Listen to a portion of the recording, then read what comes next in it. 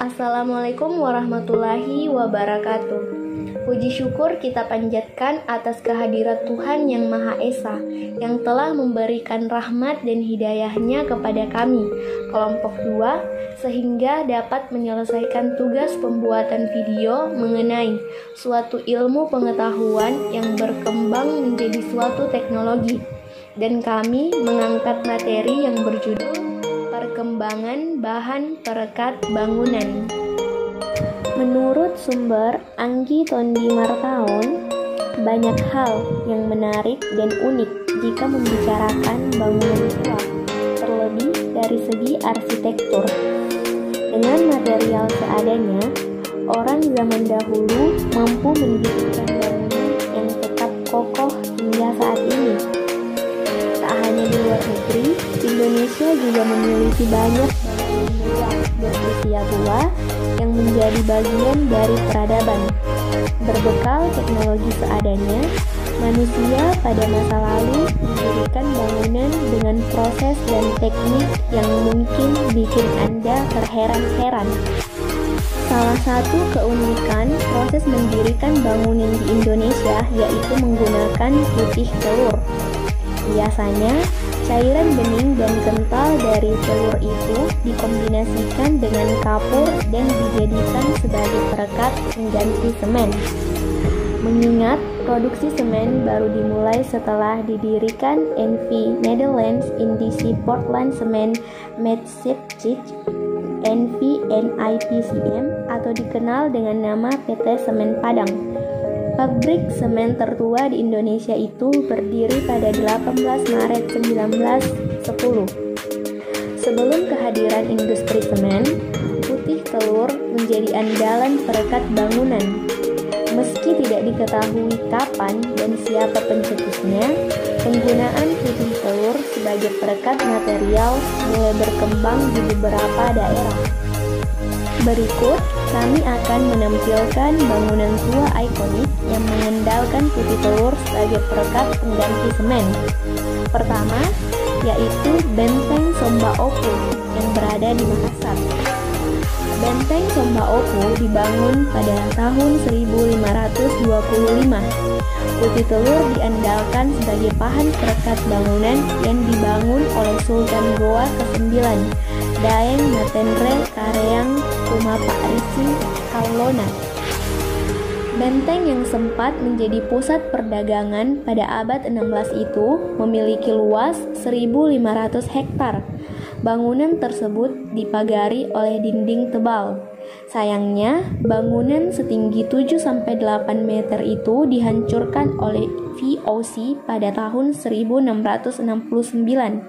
Kondisi reruntuhan bangunan Benteng Somba Opu semakin parah karena sering terendam ombak pasang. Kedua, yaitu Masjid Sultan Riau yang berada di Pulau Penyangat. Masjid Sultan Riau dibangun sekitar tahun 1761 hingga 1812. Saat itu, Sultan Kerajaan Riau yang dipertuan muda Raja Abdurrahman berinisiatif memperluas masjid yang dulunya merupakan bangunan kayu. Perluasan dilakukan karena tidak mampu lagi menampung jemaah. Imbauan itu pun disambut baik oleh masyarakat. Bentuk dukungan berupa membantu menyumbangkan berbagai bentuk bantuan seperti tenaga, bahan bangunan, hingga makanan. Saat itu, makanan yang paling banyak disumbangkan adalah telur. Karena mulai bosan mengonsumsi telur, pekerja pun mengakalinya dengan hanya memakan kuningnya saja, sedangkan putih telur dibuang. Tidak ingin terbuang sia-sia, putih telur itu pun dimanfaatkan sebagai bahan perekat. Saat itu, cairan bening itu dikombinasikan dengan pasir dan kapur. Ternyata, campuran tersebut mampu membuat Masjid Sultan Riau berdiri kokoh hingga saat ini. Seiring berkembangnya teknologi di bidang teknik sipil, khususnya di Indonesia, bahan perekat bangunan yang mulanya menggunakan putih telur berkembang menjadi semen. Karena perekatan dengan putih telur kurang optimal, maka seiring berkembangnya teknologi, putih telur dianggap kurang efisien sebagai bahan perekat bangunan. Berikut kami akan menampilkan uji coba perekatan bangunan dengan putih telur dan perekatan bangunan dengan semen. Pengetesan dilakukan dengan menjatuhkan dua bahan secara bersamaan.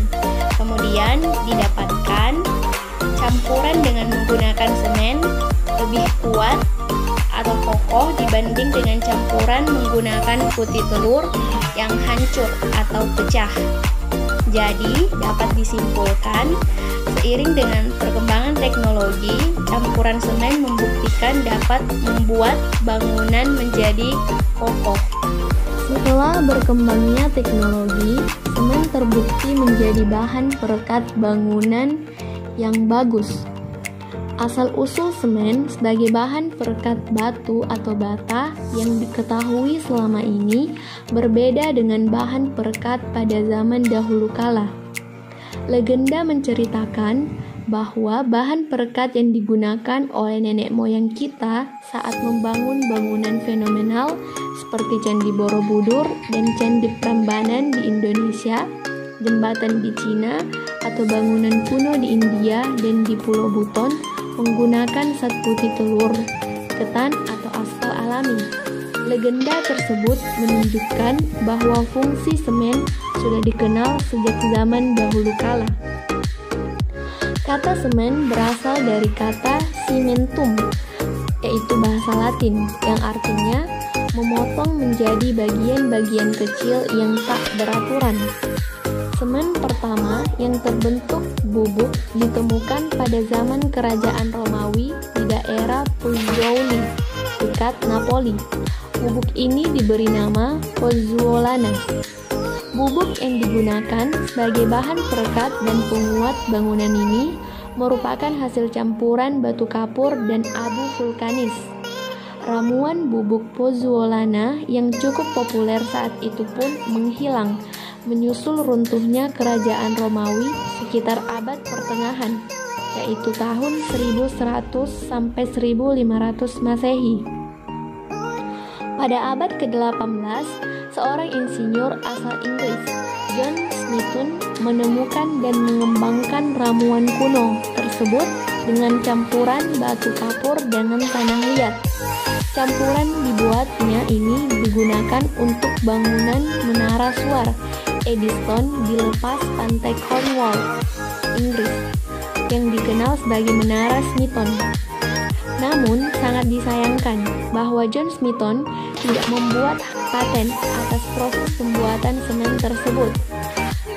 Pada tahun 1824, Joseph S. Dean, seorang insinyur kebangsaan Inggris, yang membuat hak paten atas ramuan semen tersebut dengan nama semen Portland.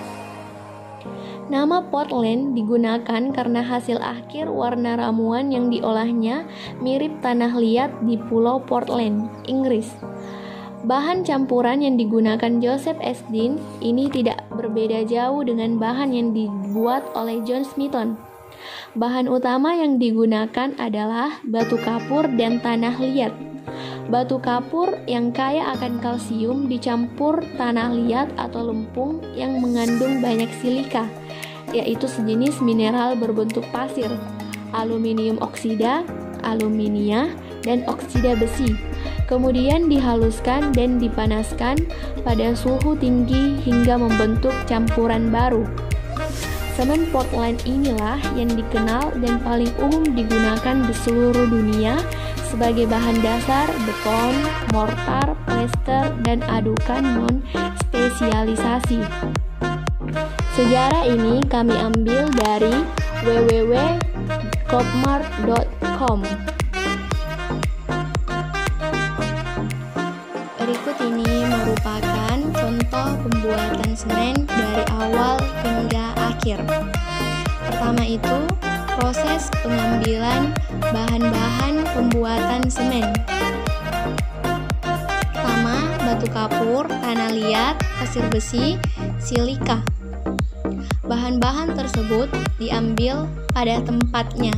Kemudian, setelah bahan diambil, lalu dikumpulkan ke pabrik pembuatan semen. Ini merupakan bahan yang siap untuk dibuat menjadi semen.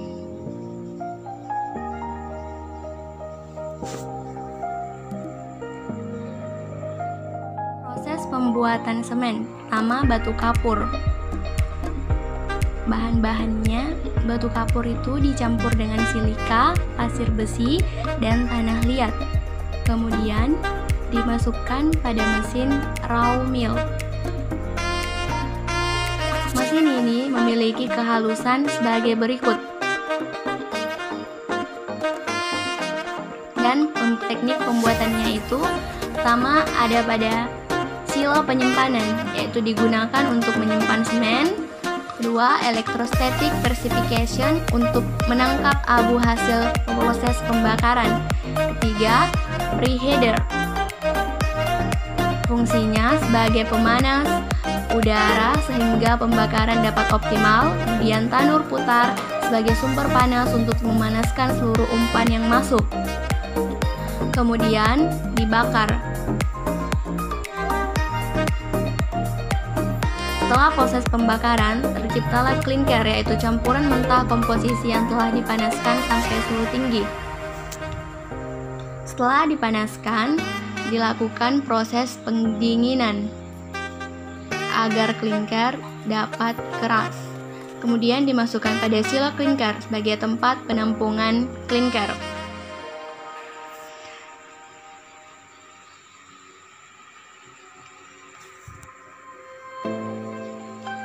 Setelah tahap pembuatan, kemudian masuk pada tahap pengujian semen. Pengujian dilakukan di laboratorium.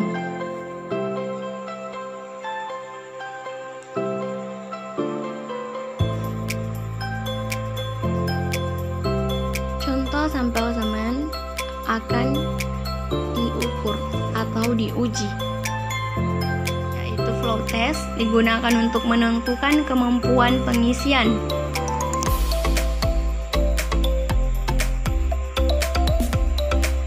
Setting time untuk kondisi di mana semen sudah mengeras sempurna. Tes ekspansi, yaitu proses yang menyebabkan volume menjadi besar dan menimbulkan perubahan. Kemudian diuji dengan pembuatan benda uji kuat tekan mortar. Lalu dimasukkan pada moist box dan kemudian mesin kuat tekan untuk diuji kuat tekannya. Lalu pengujian kuat tekan ada 7, 14 sampai 28 hari. Kemudian terakhir dilakukan tes mikroskopi.